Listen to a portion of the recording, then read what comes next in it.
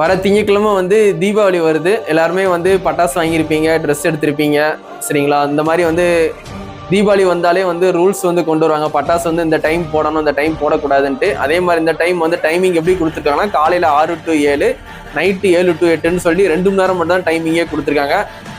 நாங்கள்லாம் வந்து 19 கிட்ஸ் வந்து சின்ன பிள்ளைல அவங்க பட்டாசுலாம் வந்து 1 மாதத்துக்கு முன்னாடியே போட ஆரம்பிச்சிருவோம். தீபாவளி வரதுக்கு 1 மாதத்துக்கு முன்னாடியே வந்து சின்ன சின்ன பெட்டி கடையிலலாம் வந்து இந்த சீனி வெடி, 2 ஷாட்டு, 5 ஷாட்டு, 7 ஷாட்டு, இந்த மாதிரி நிறைய சின்ன சின்ன வெடிலாம் வாங்கி நாங்கள் 1 மந்த்துக்கு முன்னாடியே போட ஆரம்பிச்சிருவோம். இப்போ எல்லாருமே அந்த ஜென்ரேஷன் எல்லாமே மறந்துட்டாங்க. மொபைல் ஃபோன் வந்ததுக்கப்புறம் வந்து எல்லாருமே வந்து அந்த என்ஜாய்மெண்ட்டே மறந்துட்டாங்க. இப்போ தீபாவளி வரதுக்கு ஒரு 4 நாள் தான் இருக்குது. ஆனால் எங்கேயுமே வந்து வெடி சவுண்டே கேட்கல.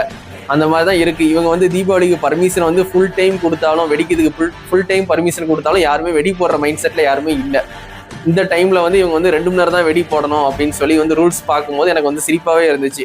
ஏன்னா நாங்களாம் வந்து சின்ன பிள்ளைல இருக்கும்போது நாங்கள் ஃபுல் டைம் வெடி போடுவோம்.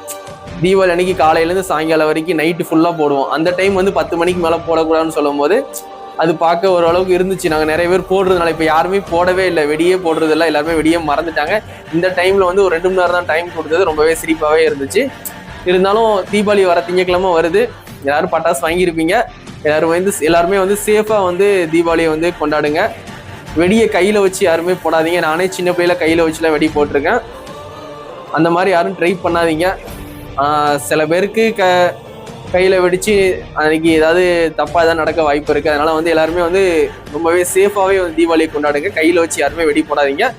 எல்லாருக்கும் அட்வான்ஸ் ஹாப்பி தீபாவளி வாழ்த்துக்கள்.